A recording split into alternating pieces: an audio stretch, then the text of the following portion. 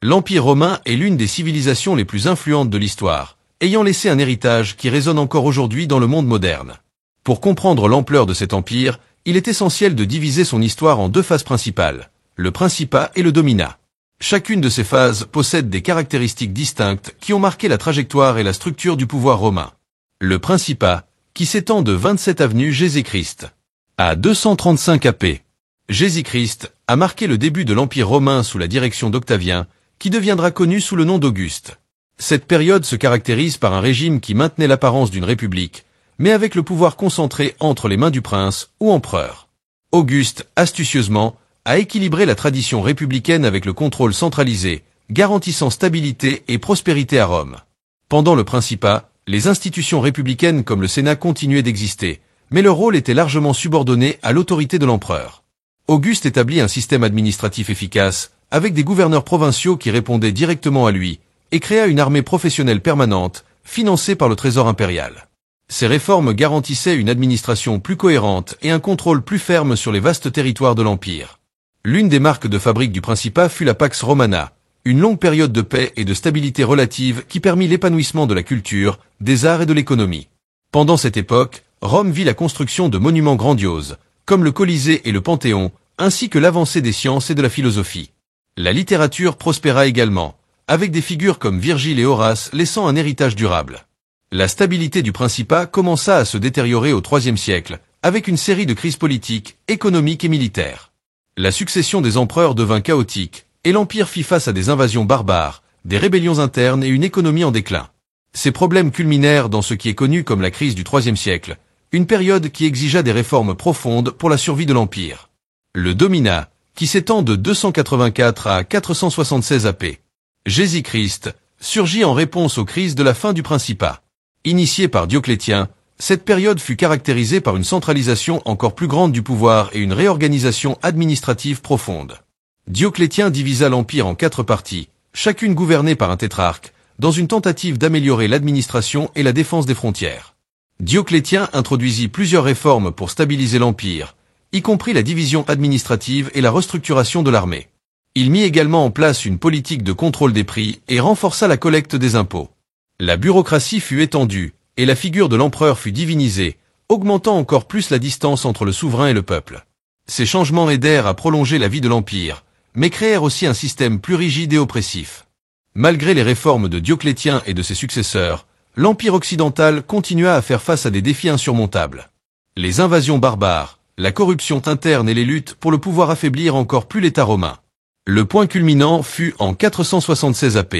Jésus-Christ, lorsque le dernier empereur de l'Occident, Romulus Augustulus, fut déposé par Rodocre, un chef germanique.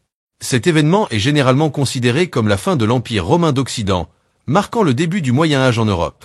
Les deux phases principales de l'Empire romain, le Principat et le Dominat, représentent des périodes de grande transformation et d'adaptation. Alors que le Principat fut une époque de stabilité et de floraison culturelle, le Dominat refléta les tentatives de sauver l'Empire par la centralisation et les réformes. Ensemble, ces phases montrent la capacité de Rome à se réinventer et à s'adapter face à d'énormes défis, laissant un héritage qui a profondément façonné la civilisation occidentale. La mort de l'empereur Alexandre Sévère en 235 AP. Jésus-Christ marqua le début de l'une des périodes les plus tumultueuses de l'histoire de l'Empire romain, connue sous le nom de crise du IIIe siècle. Cette période fut caractérisée par une instabilité politique extrême, des conflits internes et une série d'empereurs qui montèrent et tombèrent du trône en succession rapide. En seulement 50 ans, Rome eut plus de 20 empereurs, reflétant la profondeur de la crise. Alexandre Sévère fut le dernier empereur de la dynastie sévérienne, et son règne, qui dura de 222 à 235 AP. Jésus-Christ fut marqué par des tentatives de réforme et un gouvernement relativement pacifique. Cependant, sa mort lors d'une campagne militaire contre les Germains, aux mains de ses propres soldats, déclencha une période de chaos. L'absence d'un successeur clair et le mécontentement croissant au sein de l'armée contribuèrent à l'instabilité qui s'ensuivit. Après la mort d'Alexandre Sévère, l'Empire entra dans un cycle de guerre civile et d'usurpation. Beaucoup des empereurs qui émergèrent étaient des généraux proclamés par leur propre légion, connus sous le nom d'empereurs-soldats. Ces dirigeants manquaient souvent du soutien du Sénat et de la population civile, et leur autorité reposait principalement sur le pouvoir militaire. Cette période vit l'ascension et la chute rapide de figures telles que Maximin le Thrace, Gordien Ier et II, Philippe l'Arabe et Dès. La succession rapide des empereurs et les conflits internes constants eurent un impact dévastateur sur l'économie romaine. La guerre civile interrompit le commerce et la production agricole, tandis que la nécessité de financer les campagnes militaires entraîna une augmentation des impôts et une dévaluation de la monnaie. L'inflation explosa, et l'économie s'effondra, exacerbant encore les difficultés rencontrées par l'Empire. Alors que l'Empire était divisé par des conflits internes, il faisait également face à des menaces externes croissantes. Les tribus germaniques, les Perses sassanides et d'autres groupes barbares profitèrent de la faiblesse romaine pour envahir les frontières de l'Empire. Ces invasions causèrent non seulement des destructions et des pillages, mais révélèrent également l'incapacité du gouvernement romain à défendre ses frontières, approfondissant le sentiment de crise. Certains empereurs tentèrent de mettre en œuvre des réformes pour faire face à la crise. Par exemple, l'empereur Galien, 253 à 268 AP. Jésus-Christ essaya de renforcer l'armée et de réorganiser l'administration provinciale. Cependant, ces réformes eurent un succès limité en raison de l'instabilité politique persistante. La centralisation du pouvoir et la dépendance croissante à l'armée pour maintenir l'ordre continuèrent d'être des caractéristiques marquantes de cette période. L'empereur Aurélien, 270 à 275 AP. Jésus-Christ fut l'un des rares dirigeants à réussir à apporter une certaine stabilité à l'Empire pendant la crise du IIIe siècle. Il reconquit des territoires perdus, comme l'Empire des Gaules et le royaume de Palmyre, et renforça les défenses de Rome. Ces réformes administratives et militaires aidèrent à stabiliser l'Empire temporairement, mais sa mort abrupte en 275 AP. Jésus-Christ apporta de nouvelles incertitudes. La crise ne commença à se résoudre qu'avec l'ascension de Dioclétien au trône en 284 AP. Jésus-Christ. Il mit en œuvre une série de réformes globales, y compris la division de l'Empire en tétrarchies, pour améliorer la gouvernance et la défense. Dioclétien réorganisa l'administration, stabilisa l'économie et renforça l'armée, des mesures qui finirent par mettre fin à la crise du IIIe siècle et préparèrent le terrain pour la phase du dominat. La crise du IIIe siècle laissa des marques profondes sur l'Empire romain. L'instabilité politique, les conflits internes et les invasions barbares affaiblirent considérablement l'Empire, mais poussèrent également à des réformes importantes qui façonnèrent sa structure future. Cette période servit de point de bascule, mettant en lumière la résilience et la capacité d'adaptation de Rome face à des adversités extrêmes. L'Empire romain atteignit sa plus grande extension territoriale vers 117 AP. Jésus-Christ, sous le règne de l'empereur Trajan. À ce moment-là, Rome contrôlait de vastes régions de l'Europe, du Moyen-Orient et de l'Afrique du Nord. Cependant, à partir de ce moment, l'expansion territoriale de l'Empire commença à stagner, entraînant une série de défis économiques et sociaux qui perturbèrent sa stabilité interne. Trajan est rappelé comme l'un des grands empereurs de Rome, connu pour ses conquêtes militaires et pour le renforcement des frontières de l'Empire. Ces campagnes réussies ont étendu la domination romaine jusqu'en Mésopotamie, englobant également la Dacie, l'Arabie et l'Arménie. Cependant, après sa mort en 117 AP, Jésus-Christ, son successeur, Hadrien, adopta une politique de consolidation et de défense, marquant la fin de l'expansion continue. Hadrien, en prenant le trône, reconnut les défis de maintenir un empire aussi vaste. Il abandonna certaines des conquêtes de Trajan, comme les provinces de Mésopotamie, et se concentra sur le renforcement et la stabilisation des frontières existantes. Hadrien construisit des fortifications, comme le célèbre mur d'Hadrien en Bretagne, pour protéger l'empire des invasions barbares. Ce changement de stratégie fut essentiel pour la défense, mais eut des répercussions économiques et administratives significatives. L'expansion territoriale avait été une source cruciale de richesse pour Rome, grâce aux tribus, aux esclaves et aux ressources naturelles des nouvelles provinces. Avec la fin de l'expansion, cette source de richesse commença à se tarir. L'économie de l'Empire, qui dépendait en partie de l'afflux constant de ressources extérieures, connut un ralentissement.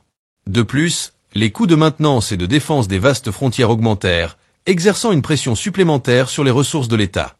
L'administration d'un empire si vaste sans possibilité d'expansion supplémentaire a également présenté de nouveaux défis. Gouverner des territoires éloignés et diversifiés nécessitait une bureaucratie efficace et une armée capable de répondre rapidement aux menaces sur plusieurs fronts. La fin de l'expansion territoriale signifiait que les empereurs devaient se concentrer davantage sur la gestion interne et la défense, plutôt que sur les campagnes de conquête, ce qui exigeait des ressources significatives et un leadership fort et cohérent. Avec l'arrêt de l'expansion, Rome a dû dépendre davantage de ses propres ressources internes pour soutenir son économie. L'agriculture, le commerce intérieur et la production artisanale sont devenus encore plus critiques. Cependant, l'infrastructure existante n'était pas toujours suffisante pour soutenir l'économie à l'échelle nécessaire, entraînant des problèmes d'approvisionnement et de distribution. La pression sur les agriculteurs a augmenté, et les inégalités sociales ont commencé à s'intensifier. L'économie romaine, autrefois prospère, a commencé à montrer des signes de fragilité. La dévaluation de la monnaie et l'inflation sont devenus des problèmes récurrents, tandis que le lourd fardeau fiscal imposé pour financer l'armée et l'administration accablait la population. Le mécontentement social a augmenté, conduisant à des révoltes et des troubles dans plusieurs parties de l'Empire. La stabilité interne, qui avait été une caractéristique marquante de la période d'expansion, a commencé à se détériorer. Plusieurs empereurs ont tenté de mettre en œuvre des réformes pour faire face à ces défis. Par exemple, Dioclétien, à la fin du IIIe siècle, a introduit des réformes économiques et administratives globales, essayant de contrôler l'inflation et de renforcer la structure gouvernementale. Cependant, les solutions étaient souvent temporaires et rencontraient de la résistance tant de l'élite que de la population en général, limitant leur efficacité à long terme. La fin de l'expansion territoriale de Rome vers 117 après Jésus-Christ a marqué un tournant significatif dans l'histoire de l'Empire. Bien qu'elle ait permis la consolidation et la défense des frontières, elle a également apporté une série de défis économiques et sociaux qui ont profondément affecté la stabilité interne de Rome. La transition d'un empire en expansion à un empire de défense et d'administration a marqué le début d'une nouvelle ère, qui a exigé des adaptations significatives et a laissé un héritage complexe de difficultés économiques et d'instabilité sociale. Dioclétien est monté au pouvoir en 284 après Jésus-Christ, à un moment où l'Empire romain était plongé dans des crises internes et externes. Son leadership marquera le début d'une nouvelle ère, avec des réformes profondes visant à stabiliser l'Empire et à restaurer son ancienne gloire. Dioclétien a adopté des mesures qui ont centralisé l'autorité et réformé l'économie, ouvrant la voie à une période de relative stabilité. Avant Dioclétien, l'Empire romain avait affronté la crise du IIIe siècle, une période de près de 50 ans d'instabilité politique, économique et militaire. Il y eut une succession rapide d'empereurs, des invasions barbares, des révoltes internes et un effondrement économique qui menaçait de désintégrer l'Empire. Dioclétien, un commandant militaire talentueux, a émergé comme la figure capable de relever ces défis et de mettre en œuvre des changements décisifs. En montant sur le trône, Dioclétien a réalisé que la fragmentation du pouvoir était l'une des principales causes de l'instabilité. Pour y remédier, il a centralisé l'autorité impériale et créé un système de gouvernement plus rigide et hiérarchique. Il a établi la tétrarchie, divisant l'Empire en deux parties, chacune gouvernée par un Auguste, empereur principal, et un César, vice-empereur. Cette division visait à améliorer l'administration et à permettre une réponse plus efficace aux menaces externes et internes. Dioclétien a nommé Maximien comme co-empereur, Auguste, de l'Occident, tandis qu'il gouvernait lui-même l'Orient. Chaque Auguste a nommé un César, Constance Chlore en Occident et Galère en Orient. Ce système non seulement distribuait le pouvoir, mais établissait également un mécanisme clair de succession, réduisant la probabilité de guerre civile. La tétrarchie a permis une administration plus efficace et une défense plus robuste des frontières de l'Empire. En plus des réformes politiques, Dioclétien a mis en œuvre une série de réformes économiques pour stabiliser l'Empire. Il a restructuré le système fiscal, le rendant plus efficace et plus complet. Dioclétien a également introduit un système de prix maximaux, l'édictum de Préti, dans le but de contrôler l'inflation galopante et la dévaluation de la monnaie. Bien que cette politique ait eu un succès limité et ait été finalement abandonnée, elle reflétait l'engagement de Dioclétien à faire face à la crise économique. Une partie cruciale des réformes de Dioclétien était le renforcement de l'armée. Il a élargi les forces armées, amélioré la discipline et réorganisé la structure militaire pour faire face aux menaces aux frontières.